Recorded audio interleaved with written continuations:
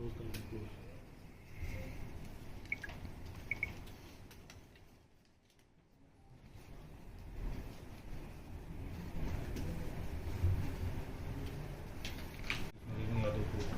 दिया गया, तो उसमें क्या कुछ घटना सामने आया? देखिए, दिनांक 3 अक्टूबर को थाना पीजीआई पुलिस को एक सूचना मिली थी कि रेणु यादव पत्नी रमेश यादव, जो कि बाबू खेड़ा कल्ले पश्चिम गांव की रहने वाली हैं, कुछ अज्ञात व्यक्तियों द्वारा इनके घर में चोरी के इरादे से घुसे और इनको घायल कर दिया गया, जिसके बाद इनको जब अस्पताल लेकर गए तो इनकी मृत्यु हो गई। साथ ही साथ एक पुलिस को ऑडियो भी साझा की गई थी, जिसमें कि इनके जो पुत्र निखिल यादव हैं, उनके द्वारा ये बताया गया था कि ये जो चोर हैं उनकी मां को घायल करके भाग रहे हैं और अब निखिल को मारने के लिए उनके पीछे भी लगे हुए हैं। इसमें हमने मृतका के पति की तहरीर पे संगत धारा में अभियोग पंजीकृत कर लिया था और इसमें 5 टीमें हमने इसकी घटना के सफल अनावरण के लिए गठित कर दी थी। इसमें आज सुबह लगभग 5:30 बजे हमको सफलता मिली और इसमें कुछ आश्चर्यजनक हमको साक्ष्य मिले, जिसके बाद हमको पता लगा है कि इसमें जो मृतका को मारने वाले हैं वो इनके खुद के बेटे निखिल यादव ही थे और इन्होंने अपनी मां की हत्या करने के बाद पुलिस को गुमराह करने के लिए ये साजिश रची थी। किस लिए मारा है? देखिए, पूछताछ में हमको पता लगा है कि निखिल यादव जो हैं ये ऑनलाइन गेमिंग और ऑनलाइन बेटिंग के आदी थे। ये tirangaGames.com करके एक वेबसाइट है जिसकी डिटेल्स हमने प्रेस नोट में भी जारी कर रखी है।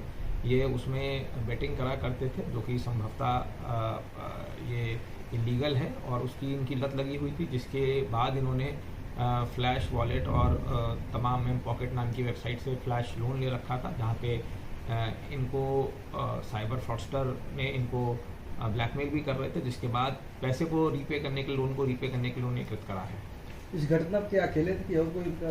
देखिए, घटना में ये अकेले ही हैं। इन्होंने बताया है कि जब ये घर पे ज्वेलरी चोरी करने गए थे, अलमारी से ज्वेलरी चोरी कर रहे थे और वहाँ से निकल के जा रहे थे, तब इन्हें शक था कि इनकी माँ को इसके बारे में पता लग गया है, जिसके बाद इन्होंने पास में पड़े पेचकस से उनके गले में पहले पेचकस मारे और उसके बाद पास में पड़े सिलेंडर से उनके सिर पे चोट मारी थी। सर, ये हत्या के बाद सर कहाँ थे, कितने दिन ये कहाँ इन्होंने देखिए, इन्होंने जब ये हत्या कारित करी उसके बाद ये अपने पिता की जो स्प्लेंडर बाइक थी उस पर बैठ के वहाँ से निकल गए और ये कैंटोनमेंट होते हुए चारबाग रेलवे स्टेशन पहुंचकर इन्होंने त्रिवेणी एक्सप्रेस जो ट्रेन है वो पकड़ ली थी और उसके बाद ये इनकी गिरफ्तारी फतेहपुर से हुई है।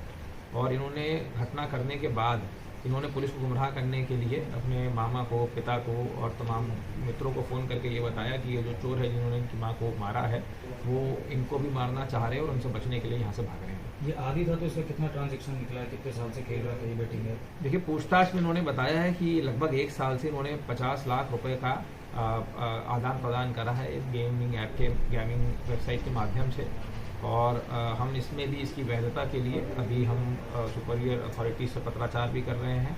बताया गया है कि ये गेम ऑफ चांस है, गेम ऑफ स्किल नहीं है, इसमें ये जुआ सट्टा बिल्कुल बैंड है ऑनलाइन। इसके लिए हम इसकी वैधता के लिए हम कम्युनिकेशन भी कर रहे हैं। सर, ऑनलाइन गेम के बारे में क्या परिवार को पहले से मालूम था? देखिए, परिवार वालों को कुछ पता था क्योंकि इसने पहले भी अपनी माँ के जो ज्वेलरी है उसको गिरवी रखा था, इसके मित्रों को पता था और ये इसका आदी था और ये इसके मित्रों के साथ ही खेला करता था। सर, कितने कैमरे देखे गए होंगे लमसम इनकी गिरफ्तारी के लिए? कई 100 कैमरे हमने देखे। सर, ज्वेलर्स वाले सामान गिरवी रख लेते हैं तो इन पे भी क्या कुछ ऐसी कार्रवाई होगी जो? देखिए, देखते हैं, इसमें पता लगता है कि उनका क्या ऐसा मैलिफाइड इंटेंशन था, नहीं था, उन्हें पता था या नहीं था। क्योंकि अमूमन ऐसा देखा जाता है कि चोरी या अन्य मामलों में ये सब सामान रख लेते हैं, तो कुछ क्लैरिफाई कुछ ऐसा? ये एक बालिग व्यक्ति हैं, ये इनकी 20 साल की उम्र है, ये BA के छात्र हैं, तो इसमें भी इसमें जांच पड़ताल करेंगे कि क्या इनकी वैधता है नहीं। इससे पहले जो जेवर इन्होंने गिरवी रखी थी सर, वो कितने दिन पहले रखी थी? कुछ महीने पहले इन्होंने रखा था, एक बार इन्होंने ज्वेलरी रख के गिरवी रख के उसको छुड़ा लिया था, उसके बाद दोबारा भी एक ज्वेलरी इन्होंने वर्तमान में भी गिरवी रखी। इस बीच सर परिजनों को पता नहीं चला कि जेवर गिरवी रखा है? परिजनों को इसके बारे में जानकारी। ये सब पैसे के लेन देन अपने खाते में लेते थे कि परिवार के भी खाते में लेते थे? देखिए, पैसा ये खुद लिया करते थे, ये इनका ऑनलाइन वॉलेट जो फ्लैश ऐप है ये अपने खाते में लिया करते थे और उसके बाद फिर ये गेम में जो पैसा जब उनको रीपे करना होता था, गेम वालों को, जुए को जो पैसा देना होता था, उसके लिए ये ऑनलाइन पेमेंट करते थे, UPI QR कोड, जो कि वो सब ऑनलाइन डिजिटल प्लेटफॉर्म से उसके माध्यम से करा। सर, माँ ने विरोध जताया था या केवल शक के दायरे में ही मार दिया है? देखिए, इन्होंने पूछताछ में बताया है कि इनकी माँ जिस कमरे में ये चोरी कर रहे थे बार बार आ जा रही थी, उसके बाद ये आके सो गई थी, तो इनको शक था कि इनकी माँ को पता लग गया है, जिसके चलते इन्होंने अपनी माँ को मार दिया। सर करीब 70,000 रुपए भी गायब थे निखिल के साथ, तो उसमें उस संबंध में कोई बरामदगी हुई है? तो ऐसा कुछ बरामदगी नहीं हुई, इनके द्वारा बताया गया इन्होंने खाली ज्वेलरी चुराई थी, वो पूरी पर्सन बरामद कर ली गई है। सर टीम को क्या सर कोई इनाम घोषित हुआ? टीम को 10 से 25,000 का इनाम दिया जा रहा है।